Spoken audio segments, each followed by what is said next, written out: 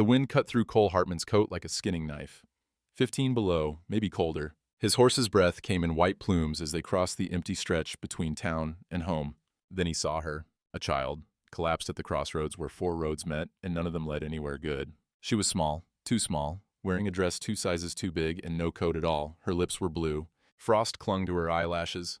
Cole dismounted fast. Snow crunched under his boots. He knelt beside her, smelling wood smoke from distant chimneys and the sharp bite of frozen pine. Her eyes fluttered open, dark eyes, old eyes in a young face. "I'm lost," she whispered.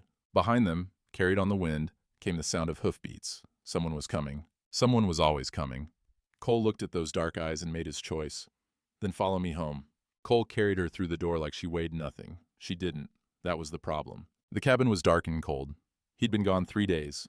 The fire had died to ash. He kicked the door shut with his boot heel and laid the girl on the couch, then moved fast. Kindling first, then split logs, then the match.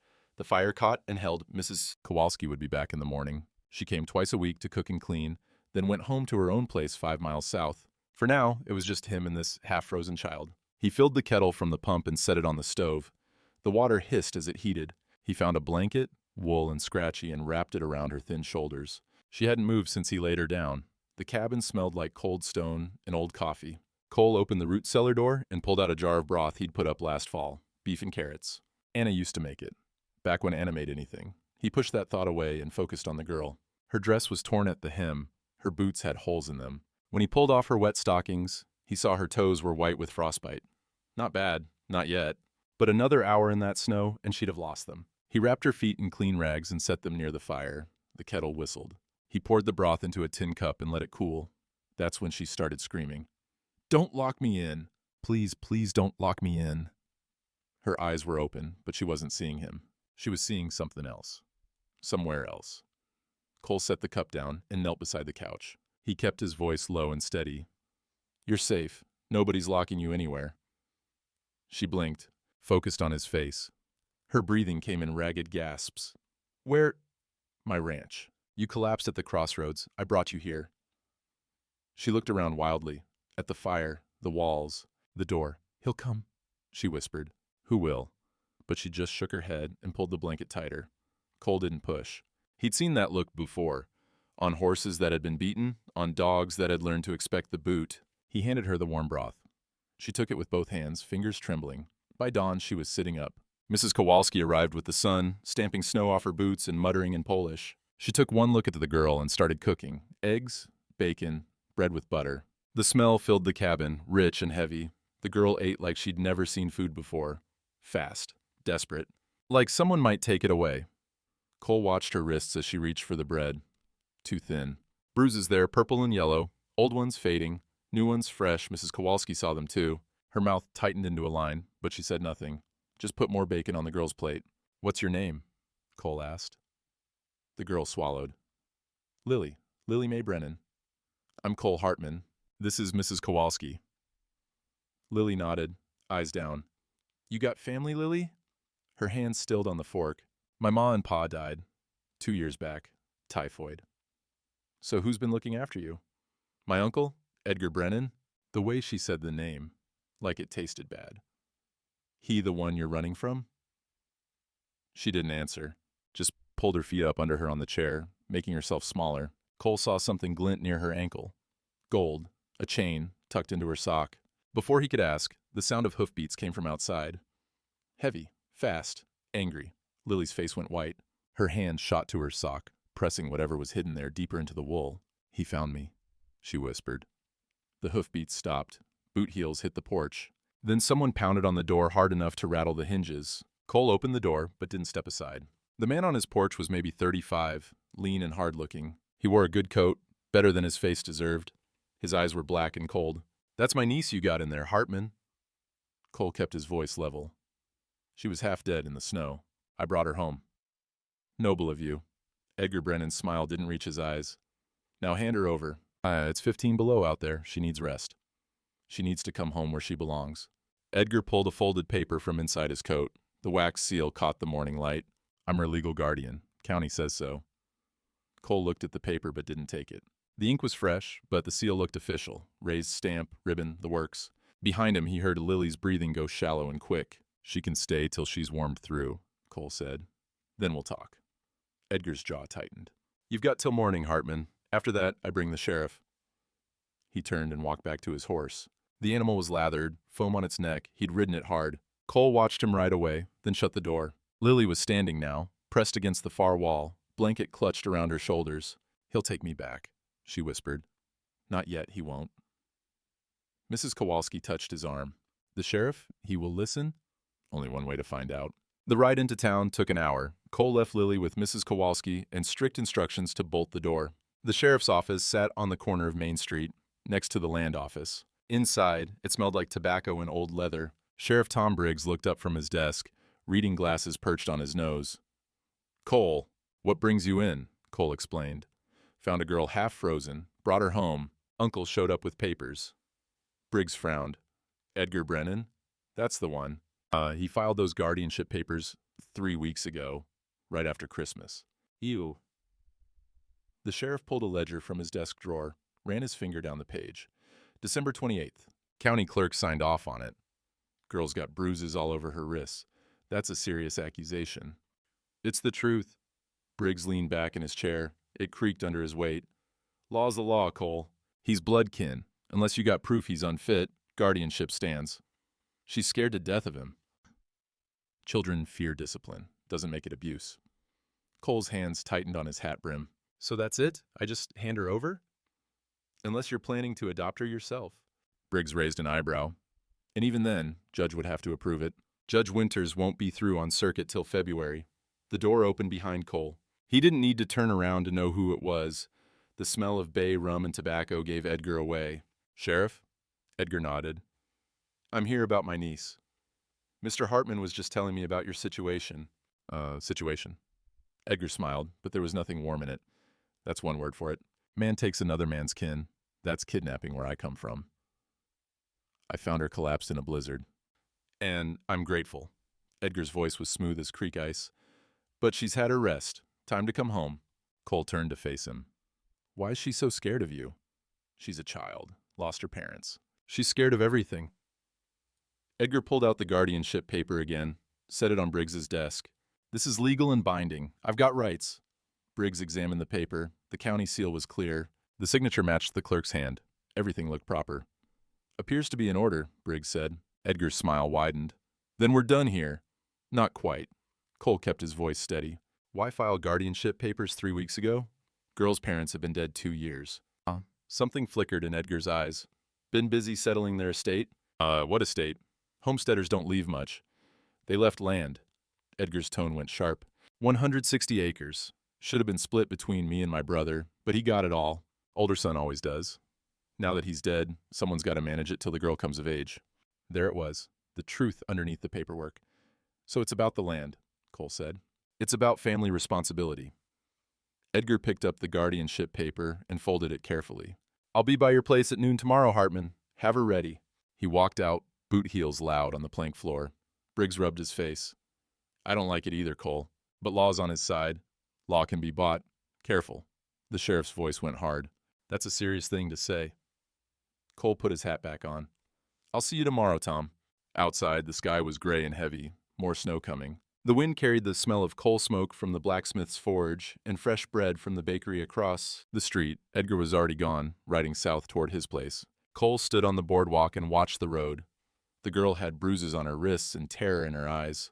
Edgar had legal papers and a land deed worth fighting for. The law said one thing, Cole's gut said another. He untied his horse and rode for home, already knowing what choice he'd make when tomorrow came. The blacksmith's forge glowed red in the dim afternoon. Cole found Tobias Gray bent over an anvil, hammer ringing against hot iron. The sound echoed off the walls, sharp and clean. Tobias looked up when Cole's shadow crossed the doorway. He was 60 if he was a day, hair white as January snow, but his arms were still thick with muscle. Cole, he set the hammer down. Heard you found a girl in the snow. Word travels. Always does. Tobias wiped his hands on his leather apron.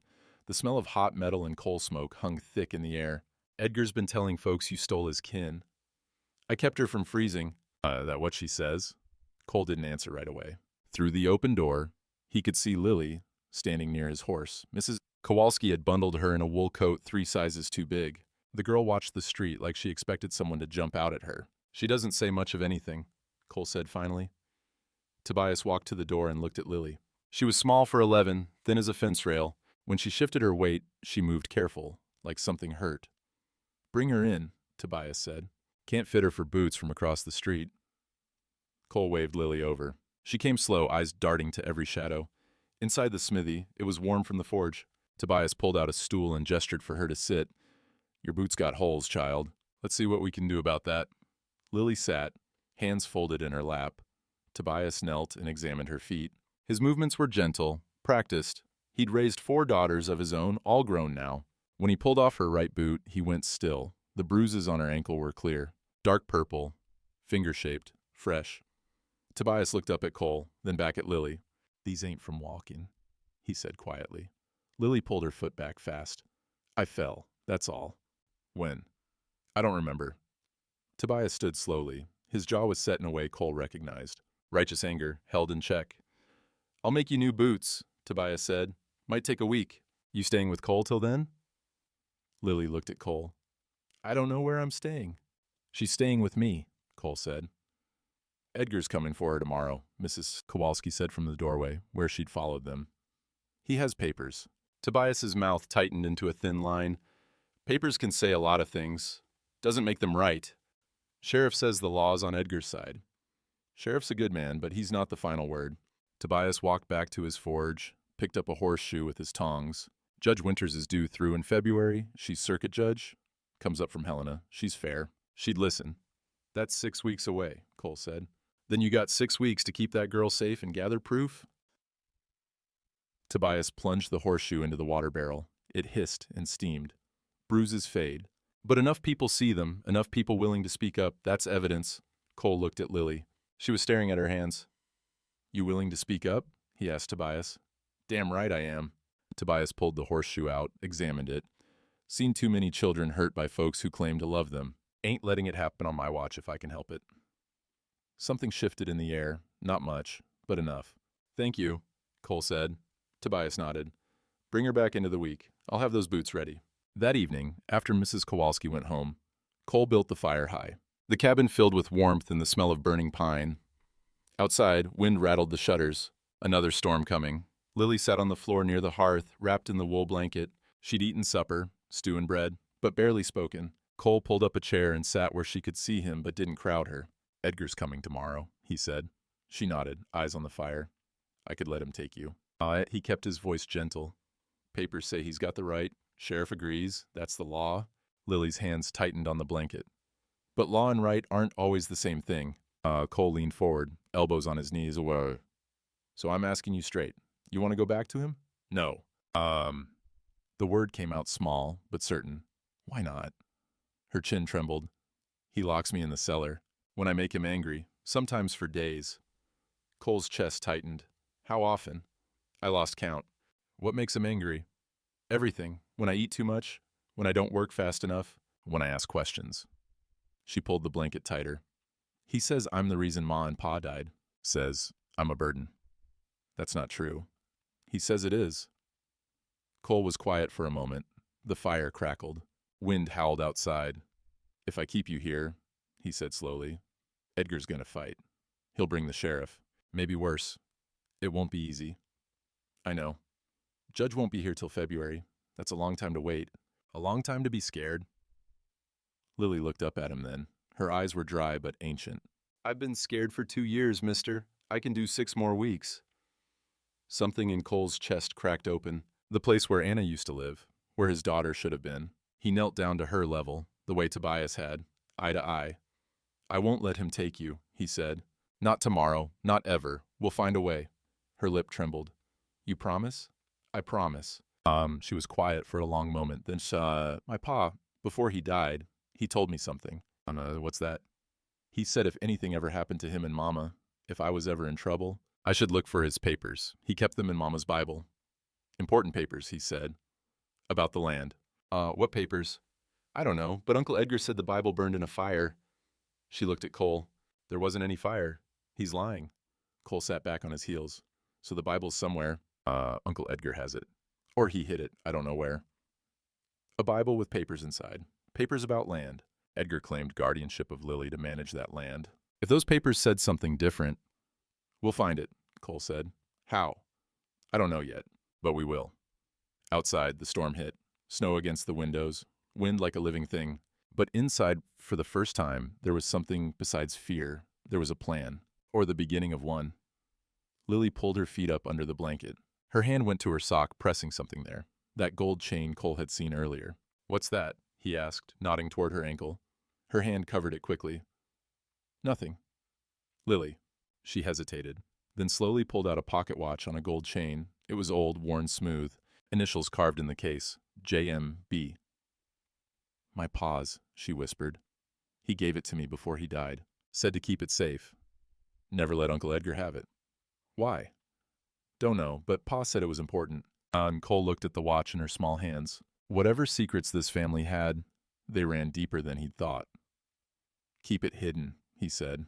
Don't let anyone see it. She tucked it back into her sock, deep where nobody would notice. Outside, someone was riding toward the cabin. Cole heard it before he saw it. Hoofbeats muffled by snow, but coming fast. He stood and moved to the window. Edgar Brennan sat on his horse at the edge of the property, just visible in the storm. He wasn't moving closer, just watching, making sure they knew he was there. January came in cold and stayed that way. Edgar didn't come back the next day, or the day after. But his shadow hung over the ranch like a storm cloud that wouldn't break. Cole knew he was out there, watching, waiting. The first week, Cole taught Lily to feed the chickens and gather eggs. The second week, he showed her how to mend fence posts. She was quick, careful with her hands. She didn't talk much, but she listened.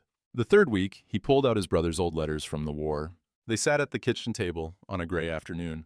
Outside, icicles hung from the eaves like teeth. The cabin smelled of coffee and wood smoke. Can you read? Cole asked. Lily shook her head. Uncle Edgar said schooling was a waste for girls. Your pa think that? No. Pa used to read to me every night, from the Bible mostly. Her voice went soft. I miss that. Cole spread the letters on the table. His brother's handwriting was rough but clear. These are from my brother, James. He wrote them during the war. I'll teach you to read them, if you want. Her eyes lit up for the first time since he'd found her. Really? Really. They started with simple words. Cole pointed to each letter, sounded them out. Lily repeated after him, tongue between her teeth in concentration. D-E-A-R, dear. That's right. M-O-T-H-E-R, mother. Her voice caught on that word. Cole saw the grief cross her face, quick as a shadow. Your ma would be proud, he said quietly. Seeing you learn. Lily touched the paper gently, like it might dissolve. Pa said knowing words gave you power, said a person who can read can't be fooled so easy. Smart man, Cole thought. Mrs. Kowalski came in from the back room, carrying folded laundry. She paused, watching them, then smiled, and said nothing. They worked through 3 letters that afternoon. By the time the sun was setting, Lily could read a full sentence on her own. The rain came hard today, but we held the line. She looked up at Cole, beaming, actual joy on her face.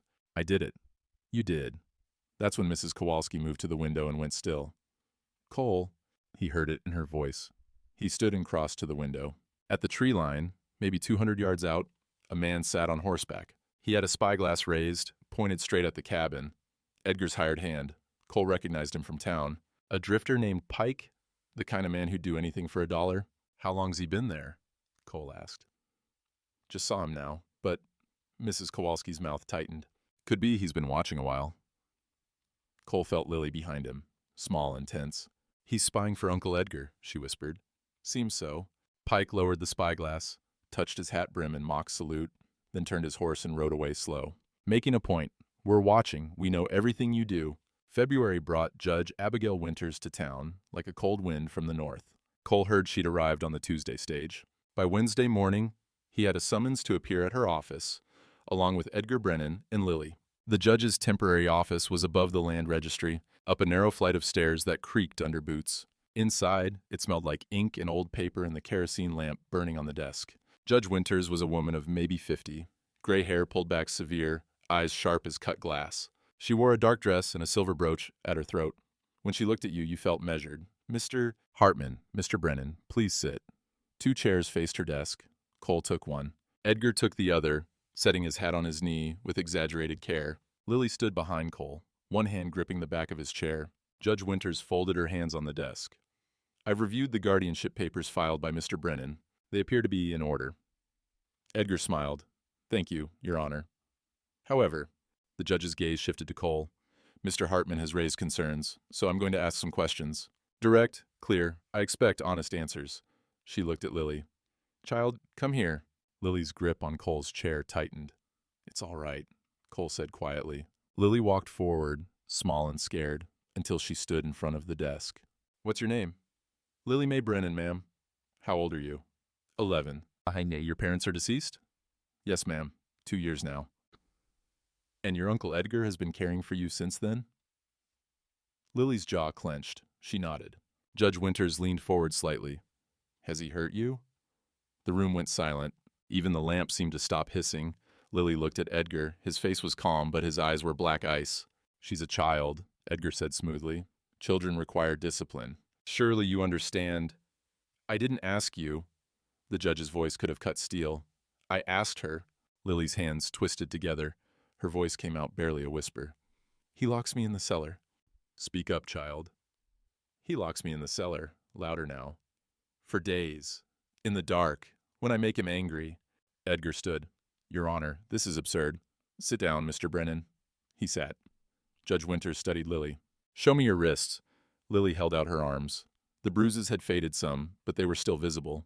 Yellow and green now, finger-shaped marks circling both wrists. The judge's expression didn't change, but something cold entered her eyes. Mr. Brennan, explain these. She falls. She's clumsy. Children bruise. Children bruise. They don't bruise in finger patterns on both wrists simultaneously. Edgar's smile slipped. With respect, Your Honor, raising a child alone is difficult. I've done my best. Your best includes locking an 11-year-old in a cellar? Discipline is not torture. The judge sat back. However, the law is clear. You are her closest living relative. Your guardianship papers are legally filed and properly notarized. Cole's stomach dropped.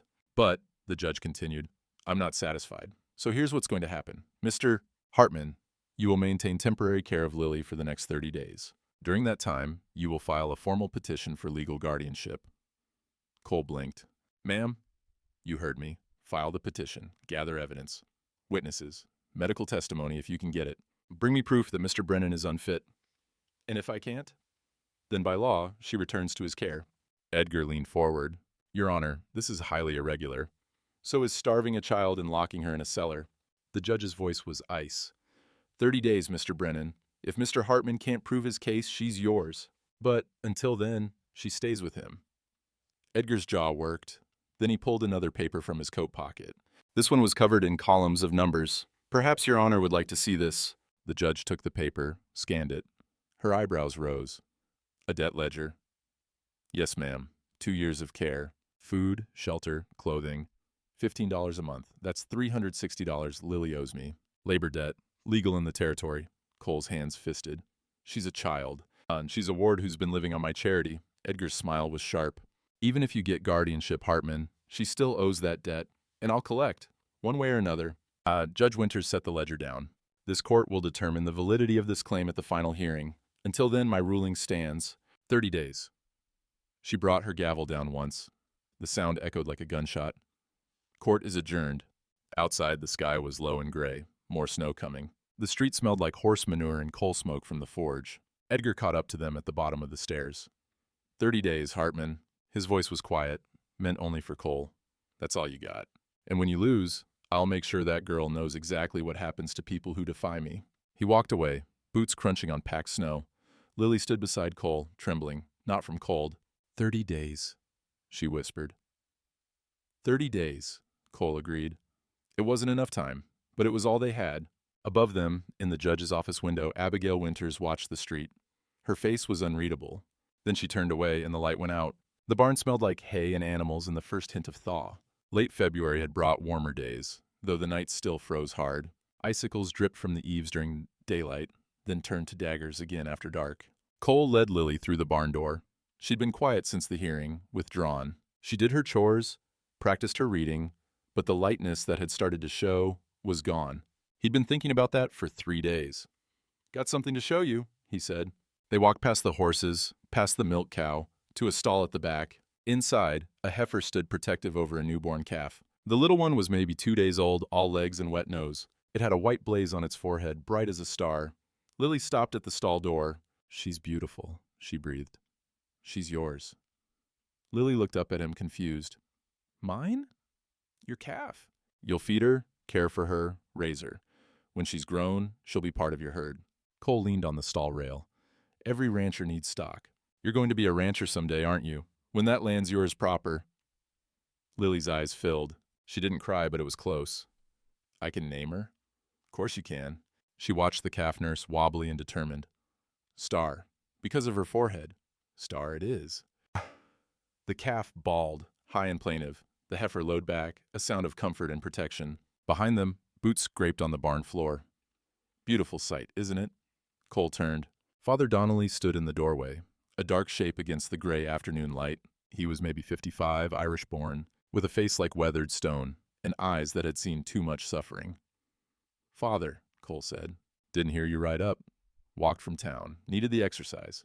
The priest moved closer, hands clasped behind his back. He smelled like pipe tobacco and rain. "Heard about the hearing. 30 days. Word travels. Always does." Father Donnelly looked at Lily. "How are you holding up, child?" "All right, Father." But she wasn't, and they all knew it. The priest watched the calf for a moment, then turned to Cole. "Might I have a word? In private?" Cole looked at Lily. "Stay with Star, I'll be right back." They walked to the front of the barn. Outside, the sky was turning dark. More rain coming.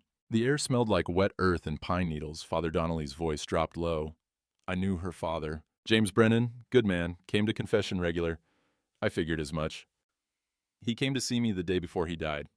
Typhoid had him bad. He knew he wasn't going to make it." The priest's jaw tightened. "He told me something about Edgar." Cole waited.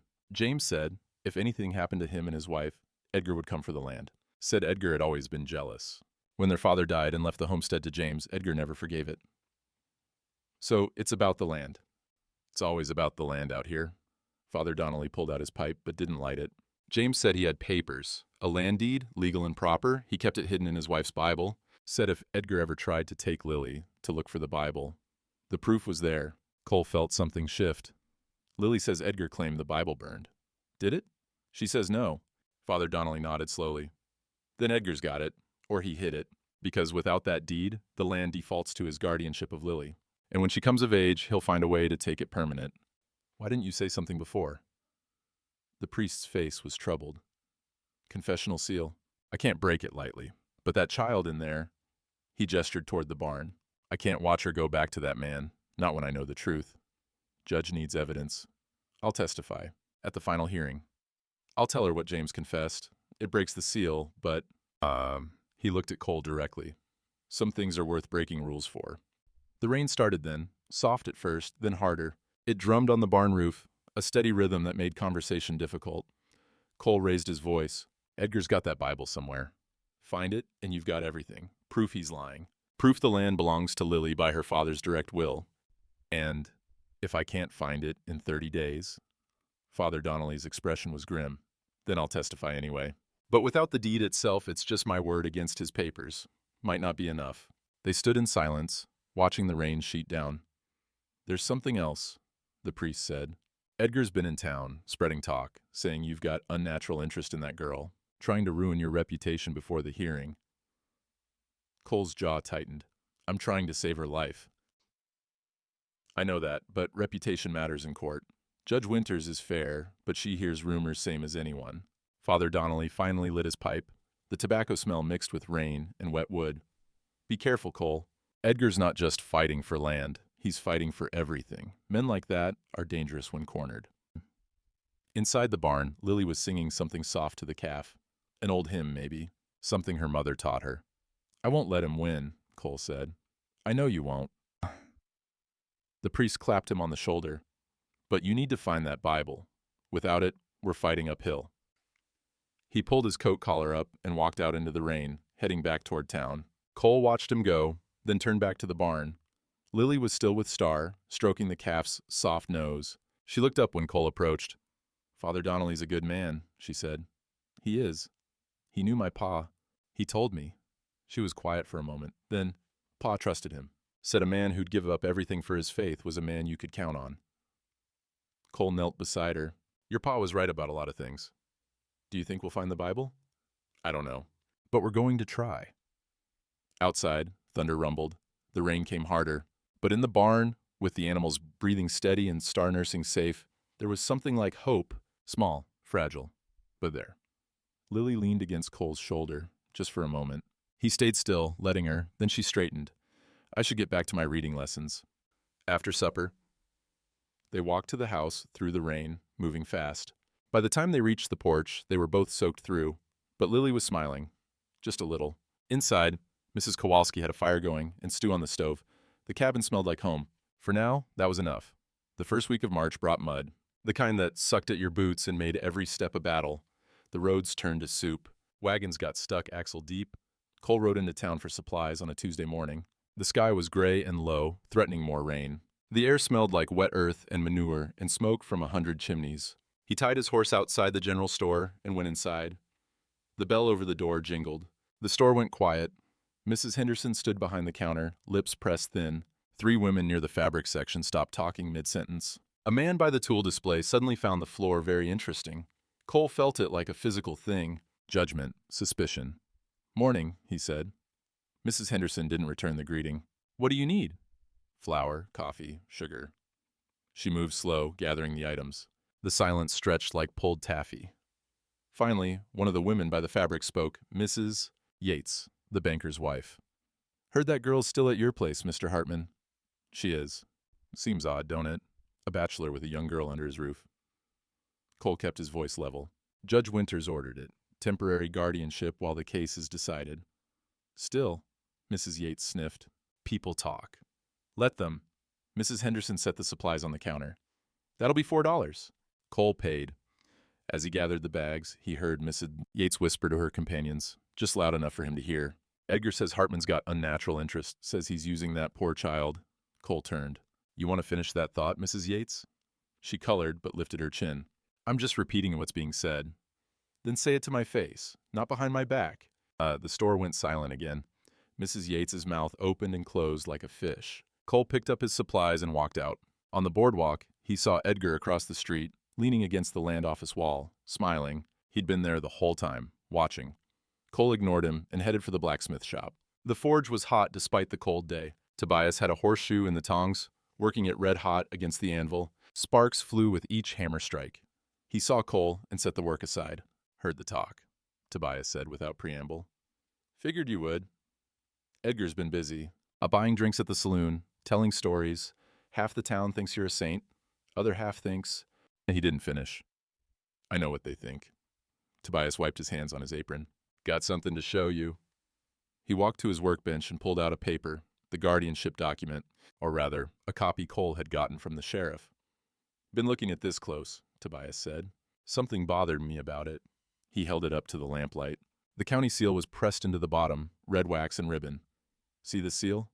Cole leaned closer. It looked official enough to him. "The county changed their seal last year. New territorial clerk, new stamp. This seal," Tobias tapped it. "This is the old one, from before '82. Cole's pulse quickened. "You sure?" "Dead sure. I file claims at the land office regular. I know what the new seal looks like." Tobias set the paper down.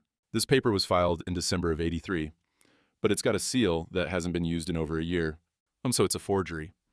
Can't prove that for certain without the county clerk's testimony, but it's wrong. That I know." The door opened behind them. Cold air and the smell of lye soap rushed in. Sarah Chen stepped inside, carrying a basket of laundry. She was small, quick-moving, with gray in her black hair and hands red from washing. She'd come from China 20 years ago, worked harder than any 3 people, and took no nonsense from anyone. "Mr. Hartman," she said, "I need to speak with you." She glanced at Tobias, then back at Cole. "In private." Tobias nodded and moved back to his forge, giving them space but staying close enough to hear. Sarah set her basket down. She looked nervous, which was unlike her. 3 days ago, I was washing clothes for Edgar Brennan's hired man, Pike." Cole waited. "He had a saddlebag with dirty clothes. I emptied it to wash." She reached into her apron pocket and pulled out something wrapped in cloth. "I found this inside." Hidden at the bottom, she unwrapped it, a Bible. Old, leather-bound, with water stains and dried blood on the cover. Cole's breath stopped. "Is this—" he started. "Look inside." He opened it carefully. The pages were yellowed, some stuck together. On the inside cover, written in faded ink, "Property of Martha Brennan, Lily's mother. Cole's hands shook as he turned pages. About halfway through, tucked between Psalms and Proverbs, he found it. A land deed. Official territorial document, signed and sealed. 160 acres deeded to James Michael Brennan and his heirs. And beneath it, a will. Handwritten, witnessed, dated 2 days before James died.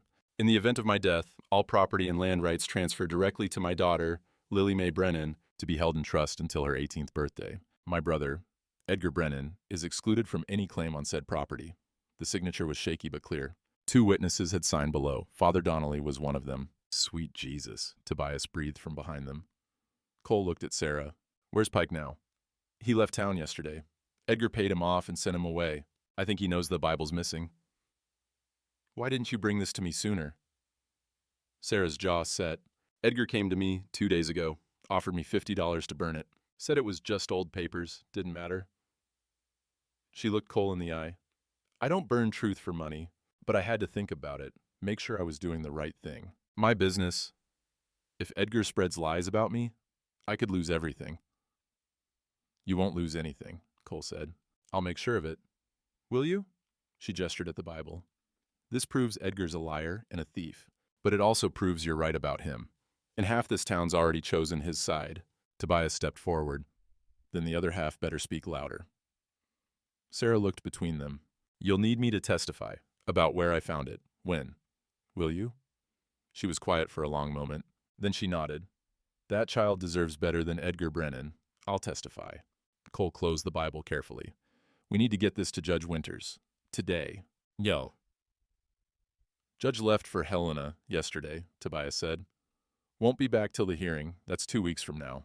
Cole felt the weight of the Bible in his hands. 2 weeks. 14 days to keep this safe. To keep Lily safe.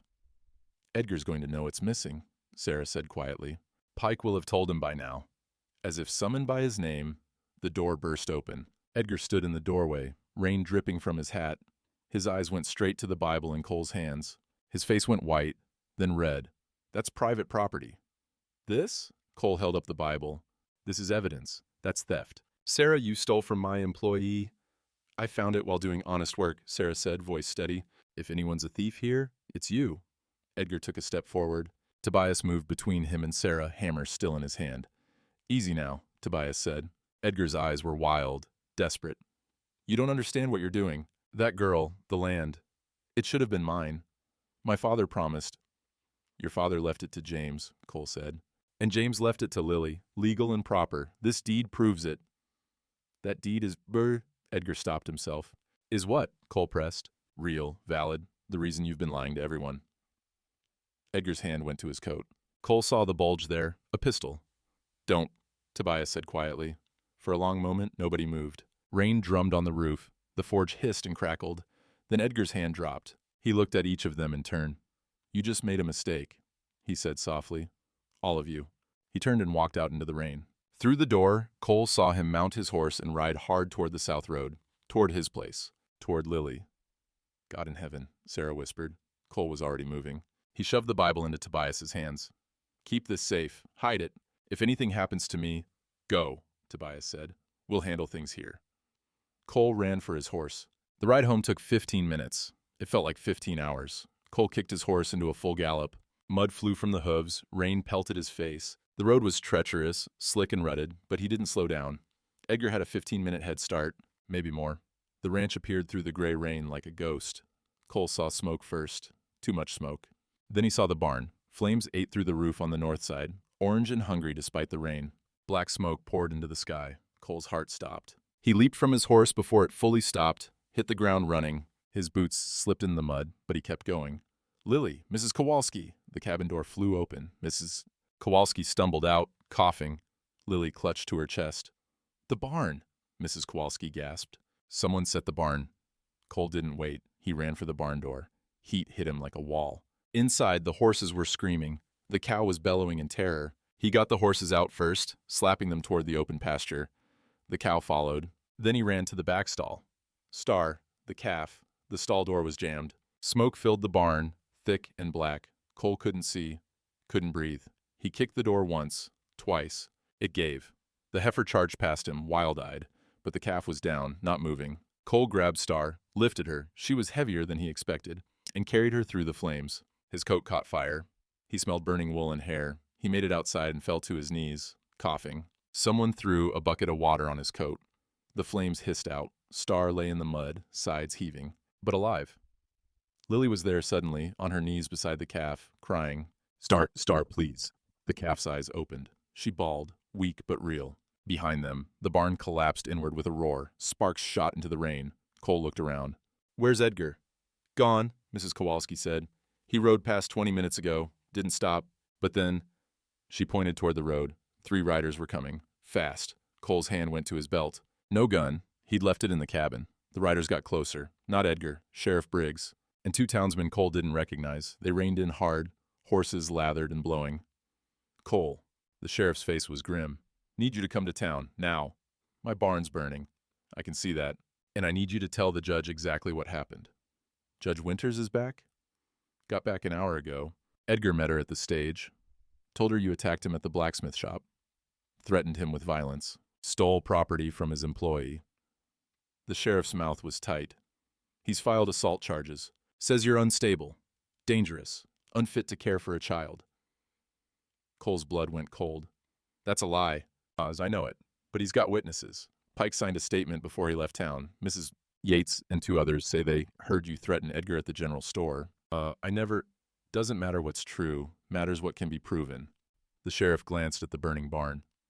And this doesn't help. Edgar's lawyer is arguing you're reckless, that you put that girl in danger. Mrs. Kowalski stepped forward. Edgar set this fire. I saw him ride past. Did you see him set it? She faltered. No. But who else?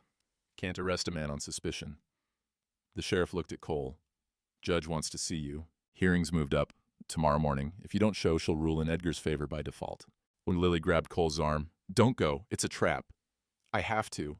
He'll take me back. Cole knelt in the mud, eye level with her. Listen to me. Tobias has the Bible. Sarah's going to testify. Father Donnelly's going to testify. We have the truth. Truth doesn't matter if nobody believes it. She was right, and that scared him more than the fire. The town hall was packed the next morning, every seat filled, people standing along the walls. The air smelled like wet wool and unwashed bodies and nervous sweat. Judge Winters sat at the front table, expression unreadable. To her right sat Edgar and his lawyer, a man named Dalton from Helena, expensive suit, slicked hair, shark's eyes. To her left, Cole sat alone, no lawyer, couldn't afford one. Behind him, Lily sat with Mrs. Kowalski. She looked so small. The judge called the hearing to order. Dalton stood first. His voice was smooth, confident. Your Honor, my client is a law-abiding citizen attempting to fulfill his duty to his orphaned niece. Instead, he's been threatened, assaulted, and had his property stolen. Mr. Hartman has shown himself to be violent and unstable. He presented papers, Pike's statement about the stolen Bible, statements from Mrs. Yates and others about Cole's threatening behavior, a doctor's note about bruises on Edgar's ribs, claiming Cole attacked him, all lies, but backed by signatures. Furthermore, Dalton continued, yesterday, Mr. Hartman's barn burned down with the child present. Reckless endangerment. This man is unfit for guardianship. The crowd murmured. Cole felt the weight of judgment pressing down. Judge Winters looked at him. Mr. Hartman, your response? Cole stood. His throat was dry. Everything he said is a lie. Can you prove that? Tobias Gray and Sarah Chin were with me when Edgar came to the blacksmith shop. They'll testify I never touched him. Sarah found the Bible while washing laundry. It wasn't stolen. And Edgar set that barn fire himself. Can you prove that? Cole faltered. No. But then it's your word against documented evidence. The judge's voice was flat, professional. Dalton smiled. Your Honor, we request immediate return of the child to her legal guardian. This charade has gone on long enough. The crowd murmured louder, some nodding. Cole's stomach dropped. Judge Winters was silent for a long moment. Then she said, I'll hear from the witnesses. Tobias Gray, Sarah Chen, Father Donnelly. Bring them forward. They're not here, Dalton said quickly. Cole spun around. The seats where Tobias and Sarah had been sitting were empty. Where are they? He demanded. Nobody answered. Dalton's smile widened. It appears Mr. Hartman's witnesses have abandoned him. Perhaps they realize the truth. Judge Winters' eyes narrowed. This hearing is adjourned until 2 o'clock. I want those witnesses found. Sheriff, make it happen. She stood and left. The crowd erupted in conversation. Cole pushed through the people, out into the street. The morning was cold and bright, mud everywhere. He ran to the blacksmith shop. The door was open. Inside, the forge was cold. No Tobias. The Bible was gone from where they'd hidden it. Cole's chest tightened. Then he saw it, a note on the anvil, weighed down by a horseshoe. Took the women and the priest.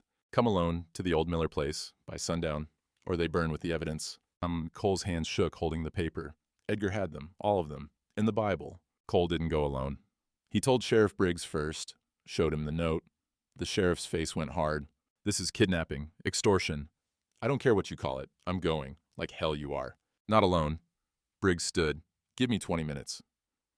By the time Cole rode out, he had 8 men with him. Sheriff Briggs, the deputy, 4 townsmen who'd seen enough of Edgar's lies, and Tobias's son Marcus, who'd come looking for his father. The old Miller place sat 5 miles south, abandoned for years. The roof had caved in on the main house, but the barn still stood. They rode in silence through the mud. The sky was clearing, pale blue showing through the clouds. When they got close, Cole raised his hand. They stopped. I'll go in first. You hear trouble, come running. Cole, he wants me, not you. The sheriff didn't like it, but he nodded. Cole dismounted and walked the last 100 yards on foot. The barn door was open. Inside he could see figures, 4 of them tied to posts, Tobias, Sarah, Father Donnelly, and Mrs. Kowalski. Edgar stood in the center, rifle in his hands. The Bible sat on a barrel beside him. Smart man, Edgar said. Came alone like I asked? Let them go. Not yet. Edgar gestured with the rifle. First, we're going to reach an understanding. You drop this guardianship fight. Tell the judge you changed your mind. Lily comes back to me, and nobody gets hurt. You'll hurt her the second she's back. She's my responsibility, not yours. She's a child, not property. Edgar's jaw tightened. That land should have been mine. My father promised it to me, but no, older son gets everything, always the way. His voice rose, bitter. James got the land, got the girl, got everything, left me with nothing. And so you're stealing from his daughter. I'm taking what's owed. Behind Edgar, Tobias shifted. His hands were tied, but his eyes were alert. He nodded slightly toward the Bible. Cole kept talking. That deed says the land goes to Lily, legal and proper. That deed's gonna burn, right now. Edgar picked up the Bible with one hand, keeping the rifle pointed at Cole with the other, along with any proof you think you have. Burn it. Won't matter. Why's that? Because half the town's outside that barn right now. They heard everything you just said. Edgar's eyes widened. He spun toward the door. Sheriff Briggs stepped into the doorway, pistol drawn. Behind him, the other men spread out. Drop the rifle, Edgar. For a moment, nobody moved. Edgar's finger was on the trigger. The Bible was in his hand. Then Sarah spoke, voice calm. Before you burn that, you should know I made a copy. Every page, every word. It's with Judge Winters right now. Edgar's face went white. You're lying. Am I? Sarah's smile was cold. I'm a laundress, Mr. Brennan. I know how to preserve things, how to make sure they don't disappear. It was a bluff. Cole could see it in her eyes. But Edgar didn't know that. His hand shook. The rifle wavered. It's over, Edgar, Cole said quietly. Let it be over. Edgar's face crumpled. The rifle dropped. He sank to his knees, still clutching the Bible. The sheriff moved fast, disarming him, pulling his hands behind his back. The other men cut the witnesses free. By 3 o'clock, the town hall was packed again. This time, Tobias sat in the front row, bruised but present. Sarah beside him. Father Donnelly, with a cut over his eye but his voice strong. Judge Winters called the hearing to order. We will now hear from the witnesses. Tobias went first. He testified about the bruises on Lily's wrists and ankles, about the forged county seal on the guardianship papers, about Edgar's threats at the blacksmith shop. Sarah went next. She described finding the Bible in Pike's saddlebag, how Edgar had tried to bribe her to burn it. She opened the Bible and removed the deed, holding it up for all to see. This land was deeded to James Brennan and his heirs. His will, witnessed and signed, leaves everything to his daughter. Father Donnelly testified last, his voice carried to every corner of the hall. James Brennan came to confession the day before he died. He told me Edgar would try to steal the land. He made me promise to watch over Lily if anything happened. The priest looked directly at the judge. I'm breaking confessional seal to say this. May God forgive me. But that child deserves the truth. The crowd was silent now, listening. Judge Winters examined the deed, the will. She held the guardianship papers up to the light, studying the seal. This seal is incorrect, she said. It's from 1882, not 83. She looked at Edgar's lawyer. Your client filed forged documents with this court. Dalton stood, pale. Your Honor, I was not aware. Then you should have been. She set the papers down. Mr. Brennan, stand. Edgar stood, handcuffed, face blank. You have committed fraud, kidnapping, arson, and child abuse. You'll answer for all of it. She turned to Cole. Mr. Hartman, approach. Cole stood, heart pounding. You've shown remarkable dedication to this child. You've kept her safe, taught her, and fought for her when no one else would. The judge's voice softened slightly. However, this court requires one more thing. Cole's stomach dropped. Ma'am? I need to hear from Lily herself. She looked toward the back of the room. Lily Mae Brennan, come forward. Lily walked slowly to the front. She looked small, but when she reached the judge's table, she stood straight. Lily, Judge Winters said gently, I need you to answer some questions, honest and true. Can you do that? Yes, ma'am. Do you want to return to your uncle's care? No, ma'am. Why not? Lily's voice was steady, clear. He hurt me. He locked me in the cellar for days. He said I was the reason my parents died. He wanted my land, not me. Can you prove he lied about anything? Lily reached down to her sock. Slowly, she pulled out the pocket watch on its gold chain. The courtroom went silent. Uncle Edgar told everyone this burned in a fire. He said everything for my parents was gone. She held it up. The initials caught the light. JMB. But I kept it. Pa gave it to me before he died. Told me to never let Uncle Edgar have it. Edgar lunged forward, face twisted. That's mine. The sheriff pulled him back. Judge Winters took the watch, examined it. Why did your father tell you that? Don't know, ma'am. But if Uncle Edgar said it burned, and it didn't, then he lied about other things too. Like the Bible burning, like caring about me. The judge looked at the watch, at the Bible, at the forged papers. Then she brought her gavel down. Guardianship is hereby terminated. Edgar Brennan, you are remanded to custody pending criminal trial. She looked at Cole. Mr. Hartman, temporary guardianship is made permanent pending formal adoption proceedings. The courtroom erupted. Lily turned to Cole, eyes wide. You get to keep me? Cole knelt down. If you'll have me? She threw her arms around his neck and held on tight. May arrived with wildflowers and warm winds that smelled like grass and possibility. The adoption papers were signed on the first day of the month. Judge Winters came to the ranch herself, along with Father Donnelly and a handful of witnesses. She brought the documents in a leather folder, official and final. Cole signed his name. Lily signed hers, tongue between her teeth in concentration, forming each letter carefully. The reading lessons had paid off. Congratulations, Judge Winters said. You're officially a family. Lily looked up at Cole. Does this mean? Means you're mine and I'm yours. Legal and proper. She smiled. The real kind, the kind that reached her eyes.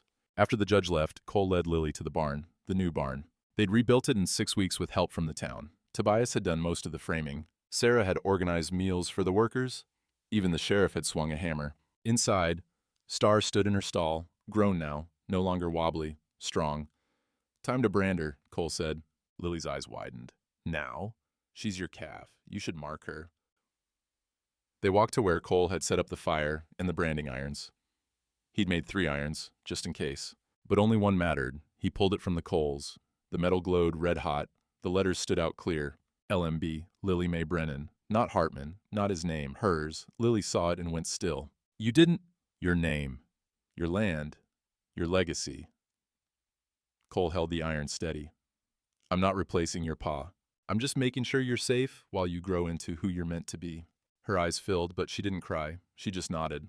Cole showed her how to hold the calf steady, how to place the iron quick and sure. The smell of burned hair and hide filled the barn, sharp and acrid.